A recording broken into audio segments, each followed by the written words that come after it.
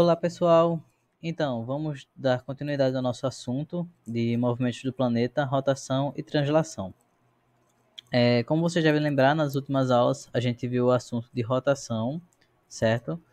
Que é o movimento que a Terra realiza em torno do seu próprio eixo. A gente também viu que esse movimento vai determinar justamente a duração dos dias e das noites, tá ok? A gente fez uma viagem, né, um pouquinho pela história da astronomia, como ela foi avançando, né, os equipamentos que a gente tem hoje em dia para estudar o espaço. E a gente encerrou, né, nossa última aula com justamente essa imagem aqui do que está representando, né, o movimento de rotação da Terra e a incidência dos raios solares, né, como chegam ao nosso planeta. Então, dando continuidade aqui, a gente vai ver um pouquinho sobre o Sol e as sombras, tá certo? É, Isso é um assunto que está relacionado também com a questão da rotação, porque naturalmente a gente sabe que para ter sombra a gente precisa ter luz. Então, durante um período do dia, quando uma certa parte da Terra está recebendo a iluminação do Sol, a gente pode perceber a formação das sombras, né? Então, a luz do Sol bate nos objetos e essa luz projetada pelo Sol vai então gerar as sombras desses objetos. Só que a gente pode perceber que essas sombras elas não ficam sempre do mesmo jeito ao longo de todo o dia, tá certo? Então essas sombras variam. A gente pode observar quando a gente vê, por exemplo, a sombra de uma árvore, até a sombra da nossa própria casa, né? Então tem momentos do dia que a sombra está projetada para um lado, né? E tem momentos do dia que a sombra está projetada para um outro lado, por exemplo. Então isso é uma coisa que vocês mesmos podem observar em casa, tá certo? De que lado que a sua casa está fazendo sombra, né? Para onde a sua casa está tendo uma sombra dela projetada ali, né? Para a parte da frente, para trás, para a lateral da casa, né? Então, a gente pode verificar isso observando diferentes objetos. Isso é bem importante. Por quê, pessoal? Porque justamente o movimento aparente do Sol, lembrando que aparente aqui está destacado por quê? Porque o Sol ele não sai do lugar, certo?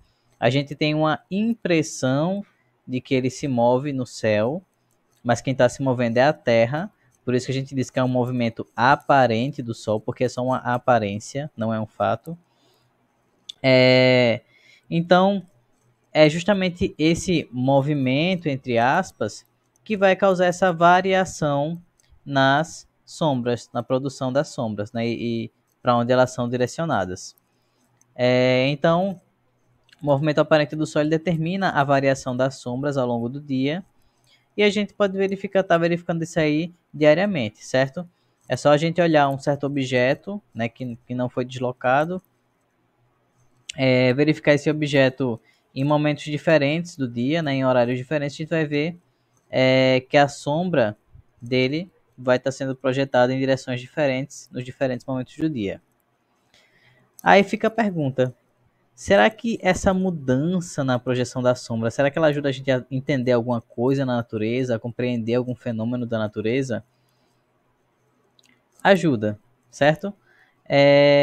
A gente tem que lembrar que antigamente a gente não tinha relógios como a gente tem hoje, né? Relógios eletrônicos, relógios na tela do celular, relógio de corda, enfim, relógio de bateria, né? Essas tecnologias não existiam antigamente. Então, na verdade, o ser humano ele usava justamente a sombra para determinar o horário do dia. Então aqui, gente, a gente tem uma imagem de um relógio de sol, certinho? Então, esse relógio de sol aqui, a gente pode ver a estrutura dele, né? A gente tem uma estrutura circular, né, ao redor de uma haste inclinada, né? E justamente é a sombra projetada por essa haste aqui que vai ajudar a localizar as horas do dia aqui nessa peça redonda, tá certo? Além disso, esse relógio de sol aqui, ele também está indicando os pontos cardeais, tá certo? Então, duas coisas aí importantes para a gente, duas funções importantes desse tipo de ferramenta. Então, esse aqui é um exemplozinho do relógio de sol, de um relógio de sol, mas lembrando que os relógios de sol, eles podem ser identificados desde muito antigamente, né? Até desde o Egito Antigo. Você já vai lembrar que nas aulas anteriores, a gente viu, por exemplo, os obeliscos, né? Que eram as torres pontiagudas bem grandonas que haviam lá no Egito Antigo, em outros lugares também, né? E esse obelisco ele está aí justamente ajudando também a indicar as horas do dia. Bem, essa hastezinha que tem lá no meio do relógio de sol tem um nome, tá certo? Gnomon. Não confunda com gnomo. Tá? Piadas bobas à parte, mas enfim. Esse gnomon é justamente essa hastezinha que a gente vai encontrar no centro do relógio e é justamente a sombra que é projetada por ele que vai determinar, né, que vai indicar lá no relógio de sol as horas do dia. Então, esse gnomon ele é considerado um objeto astronômico, né, um instrumento astronômico que, através das sombras, ele pode indicar as horas do dia, ele pode indicar o período do ano, tá certo? Então, observe essa imagenzinha aqui abaixo, né? A gente vê que o Sol, dependendo da estação do ano, ele vai fazer um traçado diferente no céu, né? O movimento aparente do Sol pode seguir um traçado diferente de acordo com a época do ano. E aí, como consequência disso, a gente vai ter diferenças na projeção de sombra. Então, observa só. Aqui no Sol do inverno, ele não vai ter um movimento tão alto no céu, né? Ele vai passar, vai parecer estar um pouquinho mais baixo. E com isso, a sombra projetada pelo gnomon vai ser mais comprida. Esse traçadozinho aqui pontilhado, ó, tá seguindo justamente a ideia que seria da luz do sol e a sombra que seria projetada pelo ângulo que essa luz está vindo. Já no verão, o sol tem um traçado aparente mais alto, né? Então a gente vai enxergar ele um pouquinho mais não centralizado, né? Mas como se fosse mais alto mesmo no céu. E, consequentemente, o ângulo de luz, né? Um pouquinho mais próximo, mais fechado. E como consequência, a gente vai ter uma sombra menorzinha aqui representada pelo tracinho em azul, certo? Então, o Gnomon ele também ajuda a gente a identificar o período do ano, né? E também pode estar dando uma dica aí sobre como localizar os pontos cardeais, né? Então, naquele relógio que a gente viu anteriormente, ele já tinha uma espécie de rosa dos ventos ali indicando os pontos cardeais. Aqui, a gente, a partir do traçado, né, da identificação de uma sombra durante o período da manhã e uma durante o período da tarde e do traçado, né, da circunferência ao redor do gnomon, a gente pode então, num certo momento, descobrir qual o sentido norte, qual o sentido sul desse relógio de sol. Isso tudo, claro, tendo ciência de que dentro dessa lógica, né, o sol ele nasce no leste. Então, observe só aqui, ó, o Lzinho de leste desse lado. Se o Sol ele nasce desse lado de cá, então a sombra vai ser projetada para o lado esquerdo, certo? Porque a luz está vindo da direita, a sombra vai ser projetada na esquerda. Da mesma forma, quando for no período da tarde, que o Sol já estiver mais para oeste, então o Sol do lado oeste a luz vai chegar no sentido oeste, né, leste, da esquerda para a direita, aqui na imagem da representação da imagem. Então a sombra vai ser projetada, né, dessa haste aqui para a direita. Então, como se o Sol estivesse aqui, a luz vem daqui para cá, então a sombra vai ser projetada para o lado de cá. Então, com isso, dá para a gente conseguir determinar, né, o norte e o sul, porque a gente sabe onde o Sol nasce e onde o Sol se põe, né? Sempre nascendo no leste e se pondo no oeste. Em seguida, gente, temos aqui, para encerrar esse tema, o movimento de translação da Terra, tá certo? Então, a gente viu o movimento de rotação, que é o movimento que a Terra faz em torno do seu próprio eixo. Aquele eixo que a gente viu, que é meio inclinadinho, né? A Terra não fica exatamente em pezinha nesse eixo, né? E que vai ter uma duração de 24 horas, determinando o dia e a noite. A translação é o movimento representado aqui nesse gifzinho, certo? É o movimento da Terra em torno do Sol, certo? Então veja só, o Sol está ali paradinho, bem de boa, queimando, como de costume, e a Terra está girando ao redor desse Sol. Obviamente que aqui nesse GIF é um movimento bem mais acelerado, tá certo? A Terra não gira assim, não completa uma volta em torno do Sol tão rapidamente assim, né? A gente vai ver daqui a pouquinho. Bem, então a translação, como eu comentei com vocês, é o movimento da Terra em torno do Sol, tá ok? E esse movimento, ele não acontece aleatoriamente não. Tem uma espécie de caminhozinho que a Terra segue, né? Um trilhozinho, vamos dizer assim, que a gente chama de órbita, tá certo? Então a órbita terrestre é esse caminho que o planeta vai seguir durante o movimento da translação. Esse caminho que ele vai fazer quando estiver dando a volta em torno do Sol.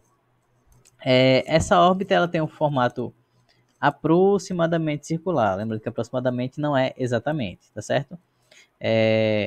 Talvez tenha um formato mais para elíptico mesmo, né? De elipse. Então,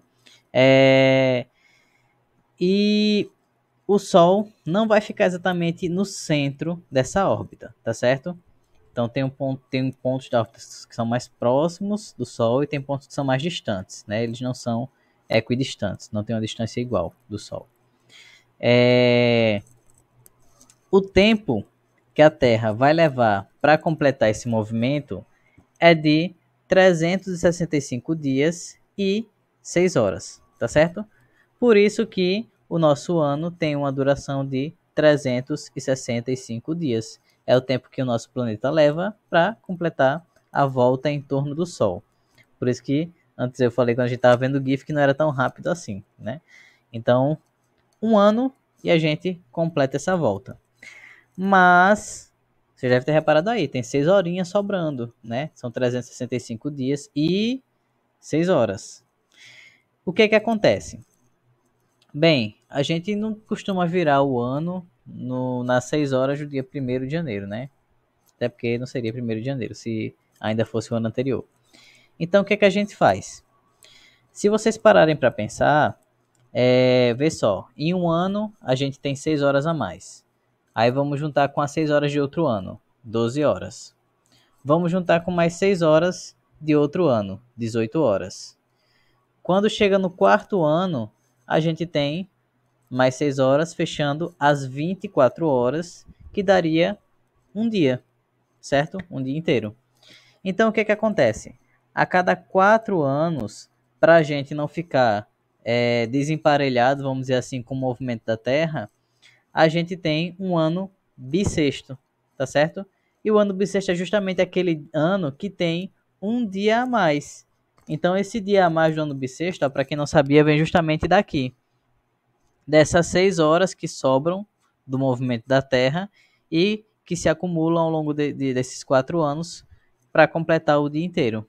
Então, no ano bissexto a gente vai ter um dia a mais e aí a gente vai estar sem estar devendo horas aí para o movimento da Terra, vamos dizer assim, no nosso calendário. Então, por isso que a cada 4 anos a gente tem um ano com 366 dias, ao invés de 365. Bem, uma coisa bem importante com relação ao movimento de translação são as estações do ano, tá certo? Então, a gente viu que a rotação vai determinar os dias e as noites, né? E já o movimento de translação vai ter essa duração de um ano, né? Vai determinar o período de um ano e também vai determinar as variações de estação. Então, ao longo de um ano, a gente consegue perceber várias mudanças no ambiente, né? É, tipo, índice de chuva, né? Tem períodos que chove mais, tem períodos que chove menos, variação de temperatura, tem época que está mais quente, tem época que está mais frio, é, estiagem prolongada, né? Também é uma característica. Então, essas mudanças que a gente percebe no nosso ambiente, né? Tanto em termos de clima quanto em termos de diversidade, né? De comportamento dos seres vivos também, muitas vezes são sinais de uma mudançazinha de estação. E aí, vocês podem parar para pensar em algumas agora, né? E tentar associar com essas mudanças. Bem, aqui eu trouxe dois exemplozinhos para a gente ter uma ideia. Então, olha só. A gente tem uma imagenzinha aqui da Caatinga na seca. Por que eu peguei a Caatinga? Porque é uma realidade bem próxima da gente, tá certo? Na região de Campina, a gente ainda não está assim no sertão, né? Mas o clima já puxa um pouquinho para semiárido e a gente já vai conseguir encontrar até mesmo antes de Campina, né? Algumas vezes essa característica da vegetação de perder as folhas durante a estação seca, né? Durante o nosso verão. Então, vê só, a caatinga aqui na seca, né? Uma realidade bem próxima da gente, a gente vai ter árvores sem folhas, né? Árvores secas que durante a estiagem perderam suas folhas para não perder água, certo? As plantas elas realizam um processo chamado de evapotranspiração, que eu costumo brincar dizendo que é suor de planta, né? Então as plantas suam, entre aspas, que é para vocês entenderem melhor. E elas fazem isso pela folha. Então, se ela conserva a folha durante a estação seca, ela vai acabar perdendo água. E aí não é um negócio muito interessante para se sofrer na estação seca. É melhor ela perder as folhas, né? Deixar de fazer fotossíntese ali e não ficar perdendo água, porque se ela perder água, ela desidrata e morre. Já aqui não, ela tá só meio quietinha assim, né? Tentando se preservar para a estação de chuvas, quando ela vai poder novamente colocar as folhas, colocar flores, colocar frutos, enfim. Todo aquele processo, né, do ciclo de vida da planta. E eu trouxe essa imagem aqui justamente para a gente contrastar com essa outra aqui de baixo, tá certo? Não é o mesmo local, como vocês bem podem ver, mas também é numa região de Caatinga, tá certo? E vê só que interessante, pessoal. Eu acho muito legal quando eu vejo esse contraste, eu acho muito bonito. A Caatinga na seca, né, no verão, quando a gente tem as plantas sem nenhuma folha, né? E a Caatinga no período de chuvas, no inverno. E quando a gente tem esse período de chuvas, o próprio ambiente, né, as próprias plantas, elas já mudam totalmente a paisagem, né? Então, o fator do clima vai intervir também no fator paisagem, né? No fator aqui do comportamento dos seres vivos, no caso das plantas, tá certo? Então a gente tem aqui uma caatinga totalmente verde, tá certo? Isso aqui também para quebrar um pouco aquela ideia de que caatinga é somente um lugar seco que não tem árvore direito, só tem cacto. Não, a caatinga é verde também, mas ela é verde no nosso período de chuva, tá certo? Então isso aqui representa uma mudança, né? Diferentes padrões de estação, né? Caatinga no verão, no período de estiagem, e caatinga no inverno, que é o nosso período de chuvas. Aqui a gente tem um outro lugar bem distante da gente, né? Um lugar bem distante da linha do Equador também, aquela linhazinha imaginária que divide a Terra em hemisfério norte e hemisfério sul. Como eu comentei para vocês, a gente está mais ou menos pertinho dela. Aqui a gente tem uma cidade chamada Toronto, que fica no Canadá. Canadá, para quem não sabe, é um país que fica lá no hemisfério norte, né, acima dos Estados Unidos, então é bem mais para o norte. Ou seja, lá é bem mais frio do que aqui, certo? O clima é totalmente diferente.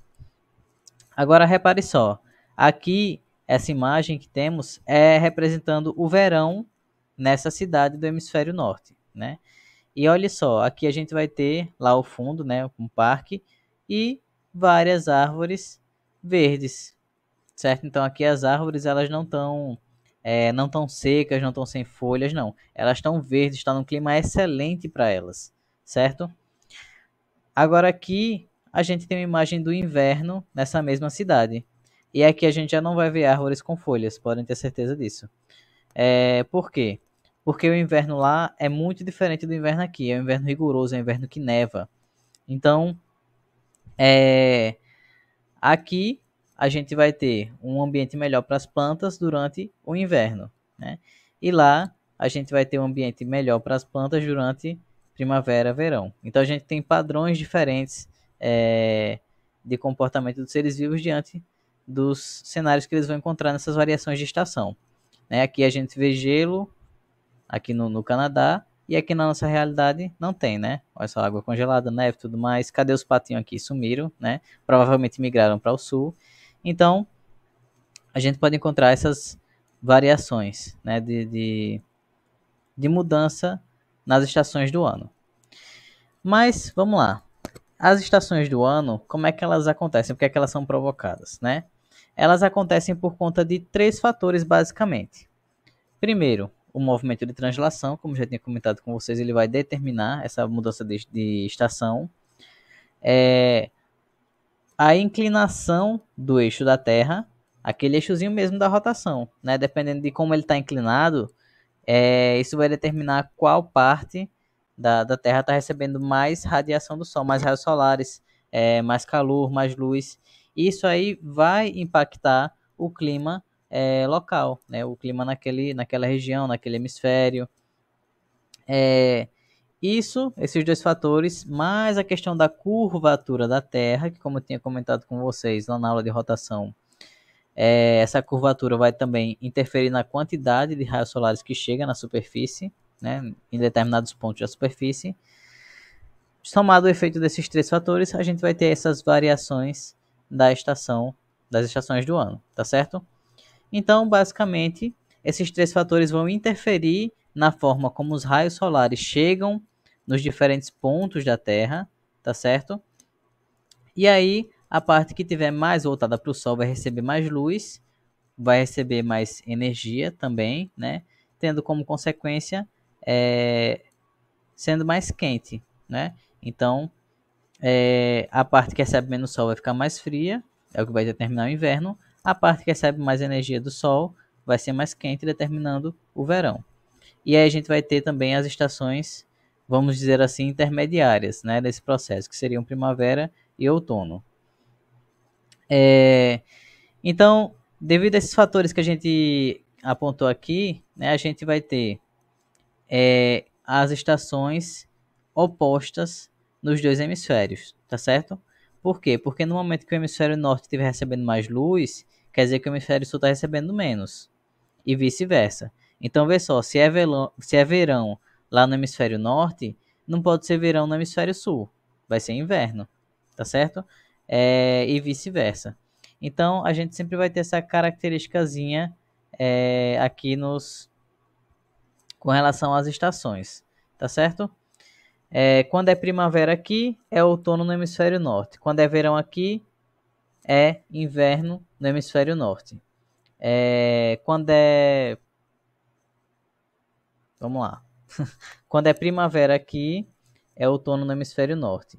Quando é verão aqui, é inverno no hemisfério norte. Quando é outono aqui, é primavera no hemisfério norte. E quando é inverno aqui, é verão no hemisfério norte. Então é sempre invertido. Cuidado para não se perder aí. E uma pergunta que é bem interessante, que talvez alguns de vocês já tenham, se é que vocês já não foram caçar no YouTube, na internet em outro canto, para responder essa pergunta. Era uma dúvida que eu tinha muito, acho que até mais ou menos cheia idade de vocês, que me encasquetava, porque eu ficava vendo aqueles filmes na sessão da tarde, né? Esqueceram de Mim, aqueles filmes de Natal. Todo final de ano tinha aqueles filmes bem legal, né? Que tinha neve, e o povo brincando, fazendo boneco, jogando bola de neve no outro. Eu ficava, poxa, isso parece tão legal, por que não tem neve aqui, né? Mas basicamente é por conta desses três fatores que a gente viu aí. A gente está num ponto da Terra em que a gente recebe bastante energia do Sol, bastante luz solar. E por conta disso a gente não vai ter variações tão grandes de temperatura, tá certo? Então nossa temperatura vai ser sempre assim, quentinha. O nosso frio aqui é uma temperatura tipo quente para outros lugares, na verdade. Então não é frio o suficiente para a gente ter neve, por exemplo, né? Para a gente ter neve, a temperatura precisa estar tipo de zero para baixo, E a gente nunca chega nessa temperatura aqui. Então, por isso que a gente não tem neve, pelo menos aqui na região nordeste do Brasil, né? Nas regiões mais para o sul, lá Santa Catarina, Rio Grande do Sul, a gente até consegue ter ocorrência de geada, né? Em alguns casos, mas aqui não. Aqui no nosso nordeste não. Bem, as estações do ano, gente, tem uma duração de aproximadamente 3 meses, tá certo? Então a gente tem 4 estações, um ano tem 12 meses, então é uma questão até matemática, né? Cada estação vai ter aí essa duração aproximada de 3 meses. Nessas variações da estação, a gente tem dois momentos que são importantes, que são chamados dos equinócios e solstícios, tá certo? Nos equinócios, a gente vai ter aí ambos os hemisférios, hemisfério norte e hemisfério sul, sendo igualmente iluminados pelo Sol. Já nos solstícios, a gente vai ter uma maior variação na incidência de luz entre os dois hemisférios. Então, em um certo solstício, vai ter mais luz no hemisfério norte e menos no hemisfério sul, e em outro solstício, a gente vai ter mais luz no hemisfério sul e menos luz no hemisfério norte. Tá certo? Os equinócios vão então acontecer em março e setembro, tá certo? Então vejam só, março e setembro marcam a entrada de ou outono ou primavera, certo? Depende do hemisfério que você tá. No nosso caso, março vai ser o equinócio de outono e setembro vai ser o equinócio de primavera. E os solstícios ocorrem em junho e dezembro. No caso da gente que está no hemisfério sul, junho vai ser o solstício de inverno e dezembro o solstício de verão, certo? Então aqui a gente tem uma imagenzinha só para a gente entender, certo? Aqui o Sol, aqui a, a órbita terrestre, né? A órbita da Terra em torno do Sol, certo? E aqui a gente tem a Terra em 4 momentos diferentes desse trajeto aqui da translação. A gente pode ver aqui, ó, um equinócio, certo? No equinócio só vai estar batendo sobre a linha do Equador, que é aquela linha que divide a Terra nos dois hemisférios. Como o Sol vai estar sobre essa linha do Equador, na direção dos raios de Sol, é justamente por isso que a gente vai ter a luz igualmente distribuída, tanto no hemisfério norte quanto no hemisfério sul. Então vai estar chegando da mesma forma nos dois hemisférios. Então vamos ter aqui o equinócio, certo? Considerando que seja o equinócio de primavera, no nosso caso aqui vai ser em setembro, certo? Considerando a primavera para a gente. Aqui a gente tem então o solstício de verão, certo? Vamos seguir assim, ó, para seguir a lógica da mudança das estações, tá certo? Sentido horário. Aqui a gente vai ter o solstício de verão, tá certo? Que é quando o Sol vai estar batendo mais sobre o Trópico de Capricórnio, que é essa linha pontilhada aqui, ó, no hemisfério sul, passa no Brasil, só que bem mais lá para o sul, tá certo? E quando o Sol está batendo mais nesse Trópico de Capricórnio aqui, a gente vai ter então mais luz chegando ao hemisfério sul, tá certo? Esse solstício aqui ele ocorre justamente em dezembro, tá ok? É quando a gente tem a mudança da estação para o verão. Aqui a gente tem um outro equinócio, certo? O equinócio de outono. Então, acabou. Começamos na primavera, passou para o verão. Aí, quando o verão acaba, inicia o outono. Né? Então, esse equinócio aqui para a gente seria em março, tá certo? Que é quando a luz do Sol vai estar novamente incidindo sobre a linha do Equador, ou seja, hemisfério sul e hemisfério norte recebem luz de forma igual, tá ok? E daqui a gente passa pelo outono, né? E chegamos no inverno. E aqui no inverno a gente vai ter o solstício de inverno, a gente vai ter o Sol batendo mais sobre o Trópico de Câncer, que é essa linha pontilhada aqui, ó. Esse trópico que fica lá no hemisfério norte, então vai ter mais luz do Sol batendo aonde? No hemisfério norte, tá certo?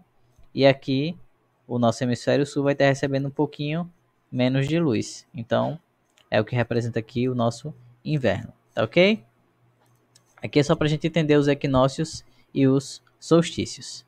Então, gente, a gente viu hoje a questão da formação das sombras, né? A importância do gnômon para a determinação das horas, né? No relógio de sol. E também o movimento de translação da Terra e a determinação das estações do ano, né? Lembrando que a gente pode encontrar aí diferentes características, principalmente com relação a seres vivos de acordo com o hemisfério que a gente está. Então aquela ideia de que as folhas caem no outono, não, isso não acontece aqui, isso acontece lá no hemisfério norte, tá certo? Aqui no nosso outono e principalmente inverno é quando as folhas estão nascendo. E na nossa primavera e verão é quando as folhas, em alguns casos, a gente vai ter plantas que de fato vão dar frutos nessa estação, flores e frutos, mas no verão a gente tem uma tendência aí da maioria das plantas perderem as folhas devido ao calor excessivo, que pode fazer com que elas fiquem desidratadas, né, diante do calor. E aqui a gente percebe que não tem tanta variação, né, quanto em lugares mais próximos dos polos, né? À medida que a gente vai se afastando da linha do Equador, as diferenças na quantidade de luz que chega ficam mais notáveis e aí, consequentemente, as variações de acordo com a estação também, tá certo? Então era isso, pessoal. A gente se vê aí na nossa próxima aula.